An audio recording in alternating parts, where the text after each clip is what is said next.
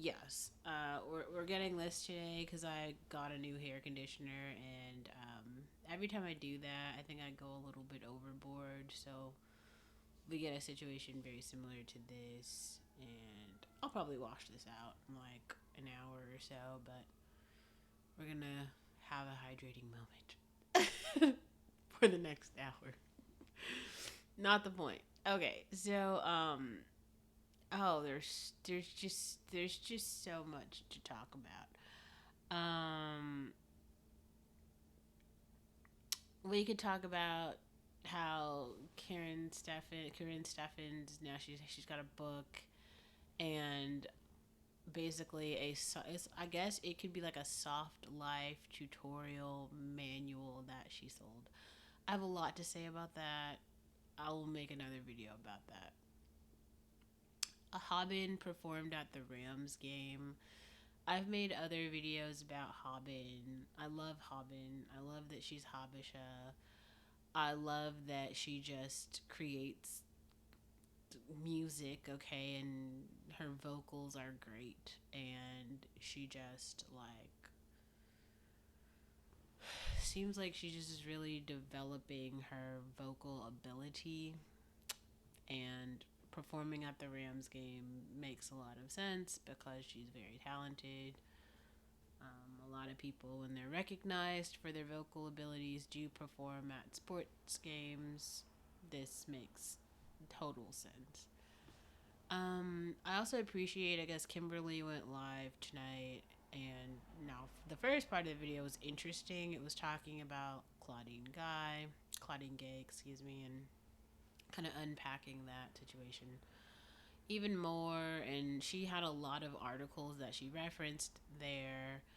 Um, I thought it was interesting. I hadn't really read many of those articles. I thought for something that came up for me, I guess it was like a misunderstanding on my post in her chat. Like, I thought that she said something to the effect of like being leftist and being pro black are not the same thing. But it was just something that came up that I thought was interesting anyway. I want to take a little bit more time and just kind of think through that idea. I also thought it was really interesting to hear her talk about like conservative. She kept calling people like conservative loonies. And then she was like, the conservative loonies aren't going to like hear out the ideas. They're not going to debate the ideas. And I think that, like, I'm not sure about this, but I feel like Kimberly is pretty like leftist herself. I gotta say, the older I get, the more conservative I get. Like, just with what I know about, the more capitalist and the more conservative I get, like the older that I get. So I feel like politically we are on opposite ends of the spectrum. I feel like racially though, we both identify as black, and some things are very interesting because I've talked about this on my channel a lot.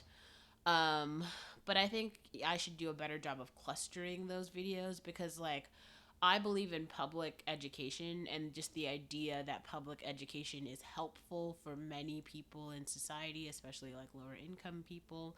So I believe in access to that. Whereas, like, Claudine Gay specifically, I feel like she had a very privileged educational experience, from K all the way through to, you know, her graduate studies. Now there's some other things that have come up about my other video that was on academic integrity, which I think is really funny because I think people just assume they literally continue to comment on my videos. You don't know what you're talking about. You have no idea. I guess, like, I mean, clearly none of you can do any research. You have no idea like who I am or what my affiliation with research is at all. So you're just a person on the internet who's like assuming that I'm just coming from nowhere. Like, how could she know what she's talking about? She's just a girl who makes, because also my channel doesn't have like one particular point of focus. Like, I'm not a finance channel, I'm not a beauty channel, I'm not a fashion channel, I'm not a hair channel. I'm kind of a commentary channel right now, kind of. But I'm like a channel that wants to like move with the time.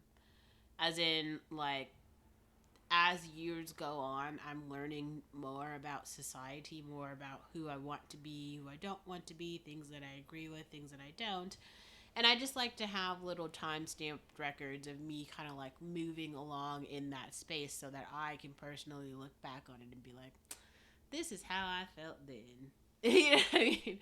Anyway, so I also saw the Katt Williams conversation that happened today or yesterday on the Shay Shay podcast or something. Shay, whatever. Now, I watched little clips of it. It was talking about Steve Harvey. It was talking about Kevin Hart being a plant. He mentioned other things about, movies that he was in where there were rape scenes and he turned those down. He refusing to wear a dress or effeminized clothing. His affinity for just hiring women in spaces because he would just prefer to be around women. All of these things, like Katt Williams, is he short? Yes. Is he like richer than most average guys? Yes. So that wealth would give him, more access than like a normal guy to more women, right? Now, the interesting thing about this is like I feel like because he is short and like he doesn't really have like, he's not like a very handsome guy, so he doesn't have that going for him. But I think that he can talk to relationships in a way that's kind of like relatable. Like he can speak to the experience of like an average guy. And most people should be able to like generally, right, relate to what he's saying, and I appreciate that. And I appreciate it because like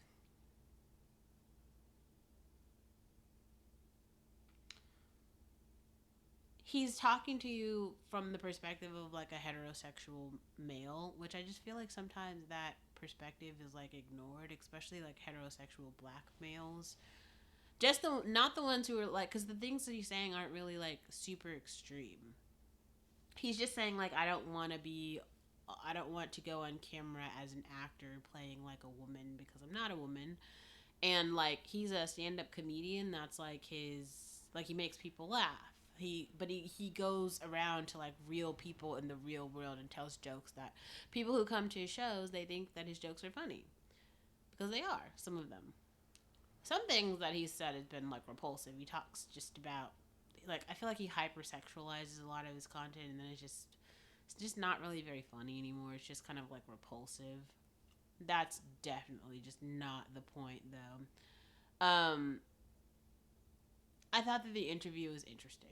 It he talked about a lot. I think it's like worth listening to. I've seen a lot of people share it, and it came up on my like to watch feed. I also saw something interesting. Kelly Stamps gave an interview today where I guess she came out as like a Christian and talked about how, she took a break from social media and that it kind of destroyed her mental health. Well, she had to take a break from social media because it was destroying her mental health. But now she's like found Christianity and it's helped her understand social media more. Something to that effect. I think that makes sense. I, I think that makes sense. That would be what I have to say about that. And I guess like the last thing I want to talk about is this kind of idea of people. Like I saw this girl Amanda Akumta or something. She made a video that was about how there's another guy, and I saw his video. It was like the problems in Black America, the problems in Black America, and he like identifies a lot of the problems in Black America, and then he starts to talk about like why they're not being solved. And then she makes a response video that's kind of like how she agrees with this. I feel like most of the people from the Daily Wire and the conservative commentators that we have right now are also kind of saying the same thing. They're talking about why certain aspects of black society don't work. Now, I think this ties back into Katt Williams' talk and just hear me out. So, Katt Williams is talking about how all these people in like Hollywood, they're like sacrificing values and morals and things because by them doing that, they've been able to get ahead, like get money and get access, right? But here's another thing: a lot of us live in the real world, and so we realize, like, well, you actually don't have to like sacrifice your values to like live a decent life. Like, most people living in the world are just going to their jobs, you know, they're just, I mean, they're, it's not that they're not having conversations with their managers and they don't have expectations and stuff as like an employee. Like, you do. But being an employee and a citizen and just having like a little bit of dignity in your life is a thing that you could have, and that's like a normal thing. I also heard Ann Coulter and this other guy kind of talk about um, immigration, basically, and assimilating into American values, and why that's like important. I agree.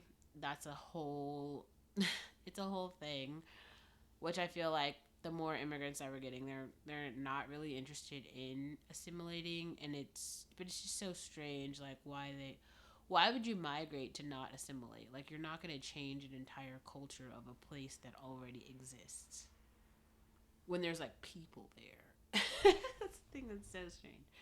Whatever. But to go back for a second, I think the thing that has changed in black society was there was like once a moment where a lot of black people, especially like upper class or like more educated black people, could just ignore the problems in that we're facing poor black people and be like, we don't care about those problems. That's them. They're not us. We are us. They are them. There's nothing similar. We don't have to think about them. We don't have to talk about them. And that has gotten along, right? Because they could just ignore it and just make something else and be like, this is us. See how we're different? This is us. That's them. No, this is us. But now I feel like with the internet and with more people just making social commentary videos, and I'm literally saying, like, here, look, here are actual problems facing black Americans or black people in society or black women on the internet or whatever subgroup you want to use, the passport bros, the alpha pill males, like whatever these, like, you know, communities that have spiraled up that people are now talking about. Well, we all see it, and because it's on camera, it's just like very apparent for all of us to see. Especially when you have the rappers who, it's, I think mostly it's because they don't know any better. They're actually like showing us with their real lives, like their real families, things that they're doing, and it's like they're not even hiding it. Like, it's like Blueface, Kanye West, you know, like insert really any rap, Chris Brown, all of these guys, they're doing all of these things, and they're very high profile people, so you have it's always making like the front page of a newspaper. And some of us are kind of like culture commentators, culture writers in a sense, and we're like, ooh, this is why this is problematic, especially when you're living in a multicultural society. Like, behaving in this way doesn't work. It's just, it's offensive, or it's wrong, or it's racist, or it's, you know, class, whatever the ism is, right? That it's like, ooh, this is like cringy. um a lot of people, sometimes when you're in a little bubble, especially like a Holly weirdo bubble, they don't actually see the people who are hurt by their behavior, by their offensive rhetoric, right? Like, I feel like some of the black males on the internet don't understand how the things that they are doing are hurting like black women. Maybe some of them don't care, but I feel like genuinely some of them don't see it. And that is interesting. That is very interesting because, like, we see it, right? Like, we see it and we see how problematic it is. And I guess I just kind of want to be here to continue to just touch on what I see. Like, I'm pretty moderate on like most issues, so none of these things are like steering me in more ways than one. Like, I feel like a lot of these concepts, I've unpacked them before. But yeah, I just wanted you guys to kind of hear it.